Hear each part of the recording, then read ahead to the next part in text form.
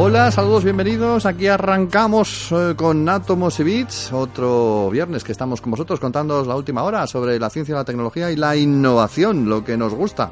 Hablar de todas estas cosas que nos rodean para intentar comprender cada día un poquito mejor el mundo. Y acompañados, como de costumbre, por Lenovo, que tiene una gama de smartphones que, bueno, ¿para qué os voy a contar? Bueno, os voy a contar alguno, por ejemplo, el Moto X4, tus mejores imágenes como nunca, ampliando totalmente la perspectiva con un sistema avanzado de cámaras traseras duales, por ejemplo. O los Moto Z2 Force, el teléfono más avanzado hasta la fecha, un diseño irrompible con posibilidades prácticamente ilimitadas. O el Moto 360 cámara, que captura la vida, pues eso, en 360 grados, disfrutando de una perspectiva ultra gran angular que en realidad no puedes encontrar en ningún otro smartphone. Lo tienes en Lenovo, tecnología de leyenda. Y Lenovo siempre nos acompaña en Átomos y Bits, en esta semana en la que contamos con el control de sonido de Javier López y con José Manuel Nieves aquí en el micrófono. Don José Manuel, ¿cómo está usted, señor? Hola, Saludos ¿qué tal? cordiales. ¿Cómo estás? Aquí Pedro Palomay también en el micrófono. Bueno,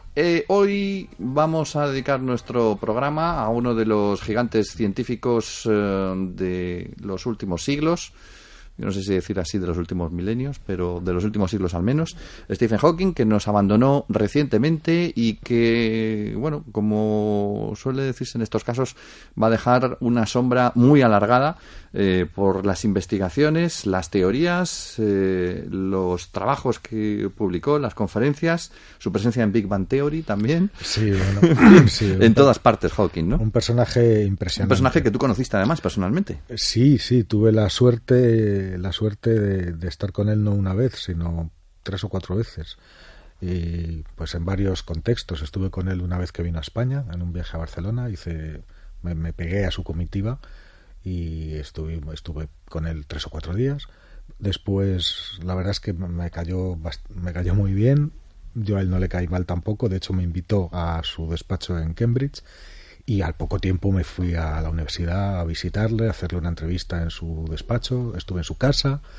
Es decir, sí he tenido una cierta relación con él al cabo de los años. La última vez ya estaba muy deteriorado. Le vi también aquí en España, en Canarias, en el Festival Starmus, y también tuvimos ocasión de intercambiar opiniones, pero ya en ese momento ya intercambiaba con mucha dificultad y con mucho tiempo de por medio. Claro, porque se expresaba con un teclado, ¿no? No podía... Sí, bueno, es muy curioso porque, claro, la terrible enfermedad que tenía, sabemos que era degenerativa, y lo que va haciendo el ELA es que te va dejando sin fuerza muscular poco a poco, y al final la fuerza muscular es la que te hace posible que hagas las cosas. Primero perdió las piernas, luego perdió, por supuesto, la movilidad, perdió la fuerza en los brazos, fue perdiendo las manos, perdió la fuerza para respirar y tuvieron que hacerle la traqueotomía, con lo cual perdió la voz también. Es decir, fue una historia de pérdida constante de funciones y que fue sustituyendo como pudo, con tecnología, con ingenio y con esa fuerza de voluntad tan enorme que no le ha impedido, cuando le dieron el primer diagnóstico, que fue él tenía 21 años y le dijeron que le quedaban 2 años de vida, pues en lugar de 2 años vivió 56 años con esa enfermedad hasta los 76, y toda su obra la hizo bajo la presión tremenda de esa enfermedad, ¿no? Pues sí. Es tremendo, ya no centrándonos ya en sus aportaciones científicas, sino en su voluntad como ser humano de seguir adelante, incluso en las circunstancias más adversas. En ese sentido, yo creo que es un ejemplo. Y de tomárselo con sentido del humor. Sí. Bueno, es que es la única manera de sobrevivir, ¿no? Sí, claro, el sentido del humor es un arma muy afilada que, cuando tienes la grandeza mental e intelectual de aplicártelo a ti mismo, te ayuda a salir de muchísimas situaciones que de otra forma serían trágicas, ¿no? Él bromeaba con su enfermedad, con su incapacidad, con su fama. Pues no sé, él decía cosas como: me gustaría pasar de incógnito, pero la silla de ruedas no me lo permite. O sea, en cuanto ven la silla ya saben que estoy ahí, ¿no? O sobre sus éxitos. El Breve Historia del Tiempo, que era un libro que se han vendido millones de ejemplares, 6 o 7 millones de ejemplares, él lo calificaba como el libro que no se ha leído nadie más vendido de toda la historia. Bueno, pues tenía estas cosas, ¿no? Pero lo bueno es que ni siquiera ahora, después de muerto, deja de ser noticia, porque ha aparecido, lo mismo aparecen más, pero por ahora ha aparecido un trabajo póstumo, o sea, una investigación póstuma que además, ahora os la voy a contar, pero de esas que te ponen los pelos, a mí por lo menos, de punta, y es sobre... Dejó hecho, la envió para su publicación en una revista científica 2 semanas antes de morir. 2 semanas antes de morir. Hecha con un colega que se llama Thomas Hertog, que es otro físico, que pocos días antes de morir estuvo en su casa y hicieron la última revisión del artículo, ¿no?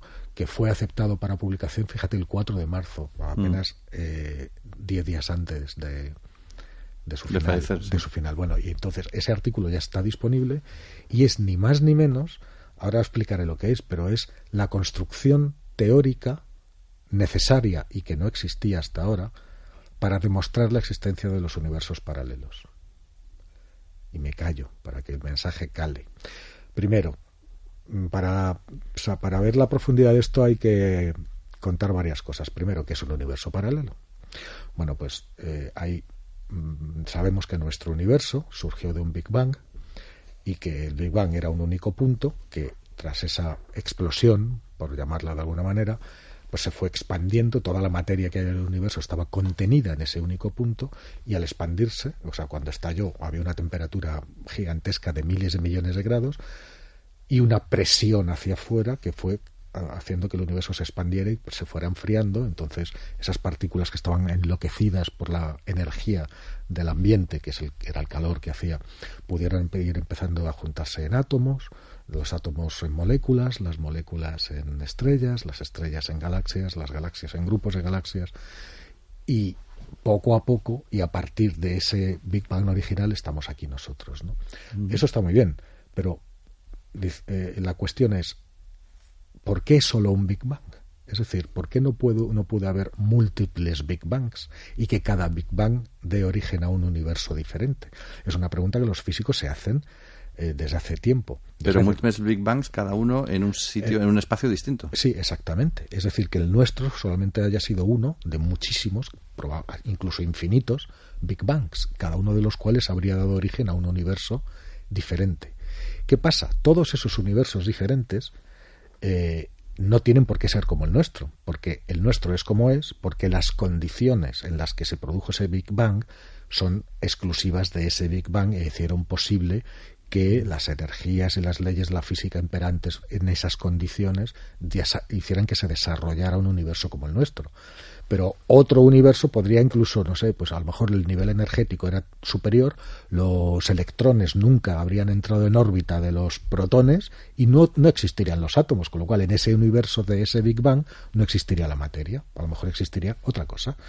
Pero también podría haber, dentro de esas posibilidades infinitas de Big Bang diferentes, podría haber muchos que se parecieran o que fueran similares al nuestro, incluso tan similares que en algún Big Bang, en algún universo paralelo, en alguna realidad paralela, puede ser que estemos Pedro Pablo García May y yo, pero yo sea el que le entrevista y Pedro Pablo sea el entrevistado.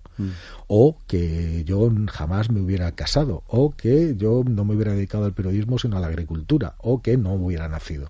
Todas las posibilidades son abiertas. ¿Por qué son abiertas?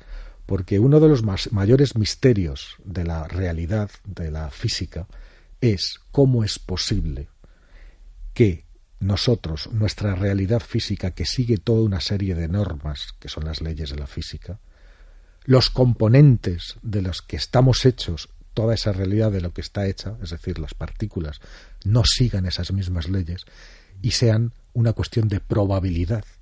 Es decir, ¿cómo es posible que de esa indeterminación en ese mundo subatómico donde las leyes de la física no funcionan, emerja que el conjunto de esas partículas sí obedecen a las leyes de la física que conocemos?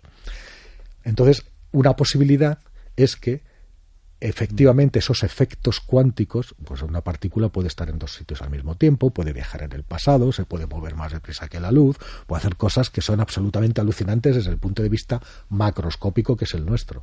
Pero esas propiedades cuánticas a lo mejor se manifiestan de otra manera. Y cada vez que nosotros nos digo nosotros o cualquier criatura del universo, cada vez que sucede algo o que nosotros tomamos una decisión, estoy en una bifurcación y voy a elegir el camino de la izquierda. Estamos creando, igual que la partícula, que es dual, tiene una dualidad, ni es materia ni es energía, sino las dos cosas que se manifiestan según las condiciones externas. En el momento que digo elijo el camino de la izquierda, se crea otro universo en el que he seguido el camino de la derecha. En el momento que digo quiero un postre de fruta, se crean otros universos en los que he elegido un postre de chocolate, de tarta de manzana o de yogur con frambuesas. Es decir, todas las posibilidades valen y cada una tendría un universo detrás. Serían universos ilimitados. Ilimitados, claro. ¿Qué sucede? La teoría física es bonita, pero todos los que lo han intentado hasta ahora se han encontrado con que esos resultados que son plausibles, que haya más universos, que coexistan incluso con el nuestro, que los haya habido antes, que los haya después, y mucho, un número gigantesco de ellos, coexistiendo con el nuestro, cada vez que se enfrentan a las matemáticas necesarias para localizarlos y para explicar su existencia, nos encontramos con infinitos, con cantidades que tienden a infinito, que hacen inmanejable la teoría. No puedes establecer un cuerpo teórico, ni puedes sacar ninguna conclusión cuando todos los parámetros te tienden al infinito. O sea, ahí mueren las matemáticas. ¿Qué ha hecho Hawking? Domesticar a esa bestia. Tú imagínate que tienes un terreno que quieres arar, que quieres cultivar. Lo haces con las manos desnudas, a arañazos. ¿Vale? Lo puedes hacer. Pero si de repente inventas un azadón, lo harás muchísimo mejor. Si inventas un tractor, ni te cuento. Bueno, pues ese terreno inhóspito que nosotros queremos cultivar, que es el de la existencia de los universos paralelos, Hawking ha descubierto el tractor, es decir, la herramienta para cultivarlo. Ha desarrollado en este artículo del que estamos hablando, que se ha publicado póstumamente, todo un modelo teórico, una herramienta matemática. Ha creado unas matemáticas que no existían y que permiten por primera vez estudiar los universos paralelos dentro de unos parámetros científicos sin que se disparen los infinitos. Esa hazaña intelectual tan bestial la ha hecho con un colega y además ha sugerido la forma en que futuros experimentos van a poder por fin demostrar si esos universos paralelos existen o no. Y cuando digo demostrar, quiero decir encontrar pruebas fehacientes de que sí o de que no. ¿Y cómo? Si estás en este universo, ¿cómo puedes palparlo? Hawking cree que podría haber información sobre esos universos paralelos en lo único que nos queda del Big Bang, que es la radiación cósmica de fondo. La radiación cósmica de fondo, que ahora mismo permea todo el universo de forma prácticamente igual, o sea, igual en todas partes, es el eco, el rescoldo de ese calor inicial de la explosión del Big Bang, que todavía es detectable. Lo descubrieron dos ingenieros de telecomunicaciones en el año 1966, porque estaban desarrollando unas antenas de comunicaciones y se encontraban con un ruido y no sabían de dónde venía esa maldita interferencia, de dónde vendrá esa interferencia, y se pusieron en contacto con todas las bases navales, militares, aeronáuticas, no sé qué, y nadie estaba emitiendo esa interferencia, y de repente unos físicos que estaban buscando la radiación de fondo del Big Bang se dieron cuenta de que esa interferencia era la radiación del Big Bang, y a partir de ahí salió esa radiación cósmica de fondo, de microondas, que está en las microondas, y que es de todo aquel calor de miles de millones de grados quedan 3 grados Kelvin, que son menos 240 y tantos grados centígrados, menos 200, es decir, casi cerca del cero absoluto. Pero es calor, porque todo lo que no sea cero absoluto es algo de calor. Bueno, pues ahí, en esa radiación que cubre uniformemente todo el universo, está la información que necesitamos. Otros científicos en otros momentos, yo he leído estudios hay algunos que han llegado, y los hemos comentado aquí, que han llegado a creer o a decir que han identificado zonas del universo que serían zonas de contacto de nuestro universo con un universo paralelo. Imagínate a esos dos universos creciendo como dos burbujas, si están lo suficientemente próximos, acabarían tocándose en algún punto. Bueno, hay científicos que creen haber descubierto esos puntos de contacto, o alguno de esos puntos de contacto. Pero no seguía sin existir la herramienta matemática para poder estudiar eso. Entonces, Hawking propone directamente en su artículo la creación de una sonda, de una nave, de una sonda como la científica, como hay tantas explorando el sistema solar, con unos sensores muy específicos y muy determinados, cuya función sería recoger datos muy precisos de la radiación cósmica de fondo. Y allí encontrar las pruebas de la existencia de estos universos paralelos o de la no existencia.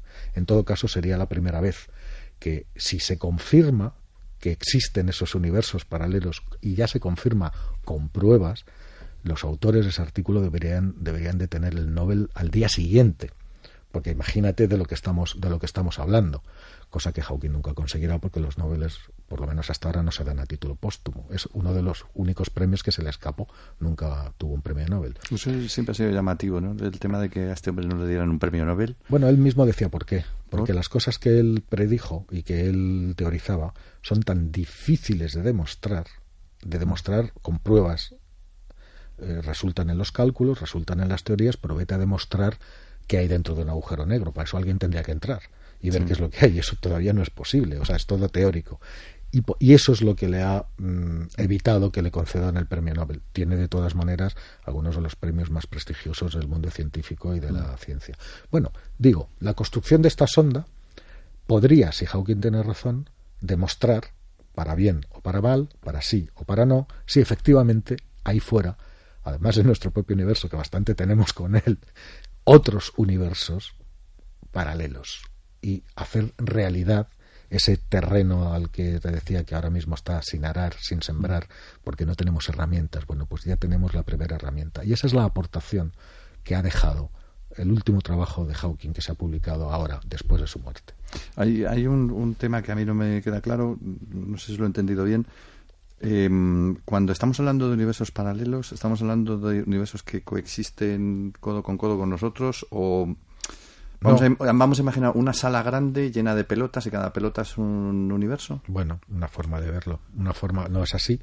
Porque no sé, es por aclararlo un poco, porque entonces esa sala grande, ¿qué sería? El multi-meta universo. Lo llamo multiverso. Es un multiverso. O sea, nosotros, nuestro universo, según esa teoría, formaría parte del multiverso. Un multiverso es nuestro universo es una parte del total de ese multiverso, en el cual hay otros universos que no tienen por qué ser como el nuestro, o sí, pero no puedes imaginarlo como un contenedor. No tenemos otra forma de imaginarlo, porque desde este universo y con la estructura mental que nosotros tenemos, construida con las mismas leyes que están construido este universo, no podemos imaginar cómo serían los otros. Pero te recuerdo que en este universo, después del Big Bang, solamente sobrevivieron 3 dimensiones espaciales y una temporal, pero los cálculos indican que en los primeros instantes había hasta 11 dimensiones diferentes.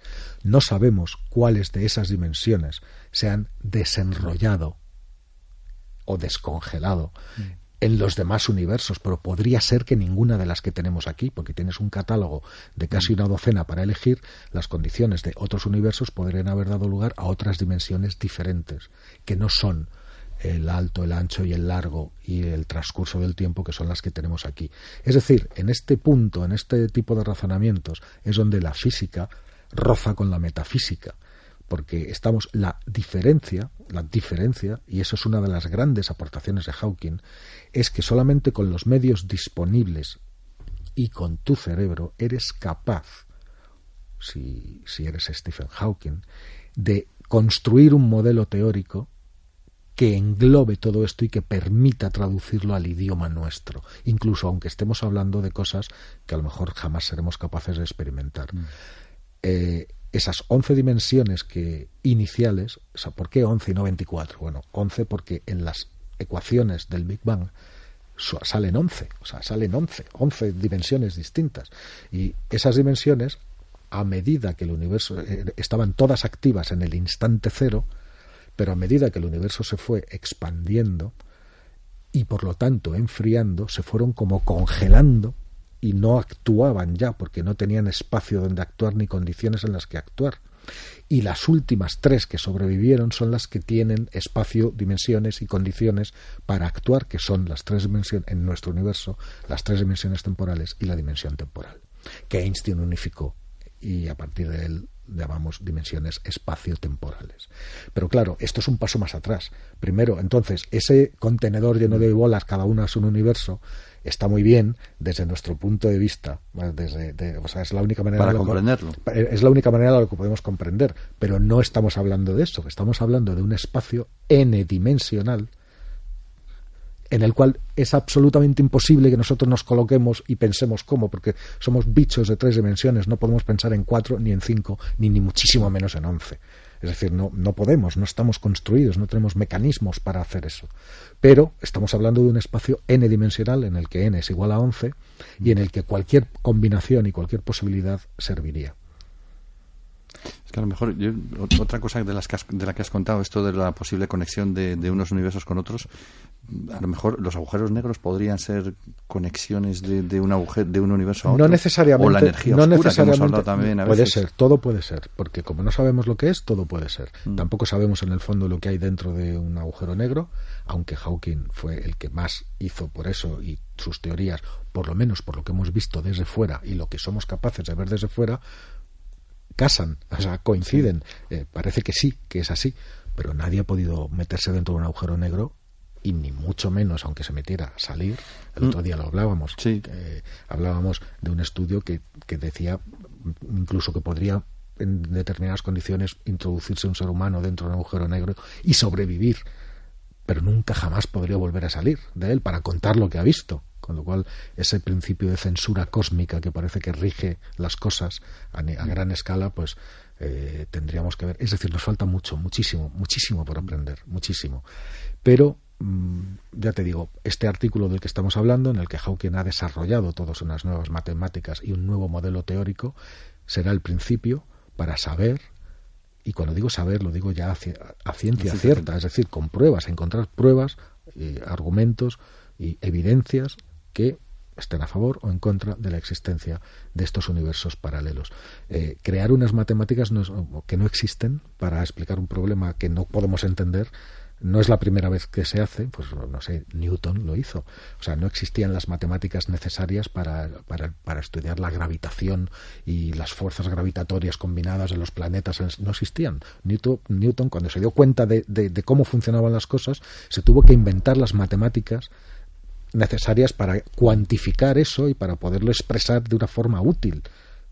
Gracias a esas matemáticas hoy somos capaces, y todavía se utilizan, de enviar naves espaciales a Venus y que lleguen a Venus, al sitio que queremos de Venus, y no que vayan a parar a vete a saber dónde, ¿no? O sea, de repente grandes desafíos requieren la creación de herramientas específicas para abordar esos desafíos. Estamos ante uno de esos momentos. Pues bueno, similar al que Newton cuando desarrolló sus matemáticas o cuando Einstein desarrolló las que necesitaba para su teoría, que era una locura en aquel momento, eso de que todo es relativo. ¿Cómo que es que el tiempo no pasa igual para ti que para mí si yo me muevo y tú no te mueves? ¿Pero qué es esto de...? Bueno, pues también tuvo que desarrollar sus matemáticas. Y la mecánica cuántica es todo un ejercicio intelectual brutal hecho por un buen número enorme de personas que han desarrollado un modelo teórico, unas matemáticas que se siguen desarrollando y sin las cuales somos incapaces de profundizar y de entender y de conceptualizar y de explicar y de utilizar las cosas que suceden en ese mundo subatómico. Es decir, estamos ante una de esas realidades. Una vez tenido el instrumento, lo aplicaremos. Una vez aplicado, veremos el resultado, ¿no? Ese es el legado, el último de los legados de Stephen Hawking. Es curioso porque hay muchas veces en algunas conversaciones te encuentras con el que te dice, no, es que la física teórica, todo esto para qué sirve, porque esto es elucubraciones y qué barbaridad. Pero es que si no tienes esa física teórica no puedes llevarla a práctica, no puedes construir, es como son las instrucciones para construir el mueble de IKEA, ¿no? Decía, las instrucciones. No me acuerdo cuál fue el físico, uno de estos supereminentes también. Sí. No quiero dar el nombre por no equivocarme, pero un físico de los que han hecho historia, ¿no? Decía, en ciencia, como decía, no, la única ciencia real es la física, todo lo demás es filatelia. O sea, pobre filatélico. No, pero no filatelia, la biología, todo filatelia, que es coleccionar datos y nada, eso. La única ciencia de verdad fundamental es la física. Bueno, no en balde, la física era uno de las ciencias que se enseñaban y que se trabajaban en la antigüedad, en las escuelas antiguas griegas y luego también en la media. Pero fíjate que estamos hablando de otra física. La historia de la física pasa por intentar explicar los fenómenos cotidianos, es decir, por qué esto se cae. Puedo predecir a qué velocidad se cae, puedo saber dónde va a caer. Si yo le pego un golpe a esto, puedo calcular la fuerza que necesito para que esto llegue exactamente a donde yo quiero que llegue y no se pase y no se pare antes y tal, puedo. Bueno, pues todo eso se fueron creando para explicar los fenómenos que están cerca. Todo eso, claro, todo eso es física clásica. Bueno, gracias a eso tenemos motores, tenemos edificios, tenemos aviones, tenemos ordenadores, tenemos ropa que ponernos, gracias a todas al uso, a la comprensión de esas leyes físicas que antes eran absolutamente incomprensibles, igual que esto. Pero ahora estamos en un nivel en el que estamos buscando y hablando de otro tipo de física, una física que es mucho más fundamental en el sentido de que se ocupa de la naturaleza de la propia realidad. Y como estamos viendo y como hemos visto hoy, no solo de la realidad de nuestro universo, sino también la de otros posibles universos. Madre mía, y íbamos a hablar hoy en el programa de muchas cosas relacionadas con Hawking y al final con el tema de los universos nos hemos comido la media hora, no sé si te has dado cuenta. Me permití hacerte la sugerencia, vamos a hablar solo de este tema hoy. Y creo que aún así nos hemos quedado cortos. Es que se podría hablar mucho y largo sobre todas las aportaciones de Hawking. Bueno, aquí le hemos citado muchas veces y hemos comentado muchas de las características de su trabajo, pero en realidad es un mundo por descubrir él en sí mismo, ¿no? De todo lo que aportaba al tema de la ciencia. Así que animo a la gente a entrar en la página web de Hawking, que estaba activa y se la mantenían, que es stephenhawking.org, me parece, donde están recogidas muchas de los textos íntegros de sus conferencias, las conferencias que daba para la gente, para que la gente entendiera, y que lean esas conferencias porque les van a abrir un universo mental que mucha gente no explota, pero que lo tiene ahí, lo tiene al alcance de la mano. O sea, incluso como divulgador, mirar por favor esa conferencia que se llama La vida en el universo, o decenas de otras charlas y conferencias de los centenares que dio sobre el tiempo, sobre el origen del tiempo, sobre las galaxias, sobre cosmología, sobre agujeros negros. Están ahí recopiladas. Son conferencias que tardas 20 minutos en leerte una, no tardas más. Y de verdad, si alguien no se conmueve por dentro después de la lectura de uno de esos textos, es que debería de utilizar el cerebro para llevar el sombrero y para pocas cosas más. A lo mejor es una planta, no sabemos. Bueno, nos vamos recordando que el nuevo ThinkPad L380 de Lenovo está ya a disposición de todo aquel que quiera probar lo último en tecnología. No es el único, está el nuevo ThinkPad P52 también, con nuevos procesadores Intel de 8ª generación. Está el ThinkSystem, refrigerado por agua para ofrecer un rendimiento sin igual, con refrigeración directa por agua, que ofrece ese fabuloso rendimiento. Y bueno, los ThinkPad de la serie E, todos estos y muchos más los puedes encontrar en Lenovo, tecnología de leyenda. José Manuel Nieves, no te digo nada y te lo digo todo. Nos vamos, volveremos. ¿No? Volveremos. Por aquí un día de estos. Javier López, también en el control de sonido. Saludos cordiales de Pedro Pablo May. En una semana más, o menos, porque la semana que viene estamos, yo creo, de vacaciones. Bueno, vosotros poned la radio, a ver qué os encontráis. Hasta el próximo programa.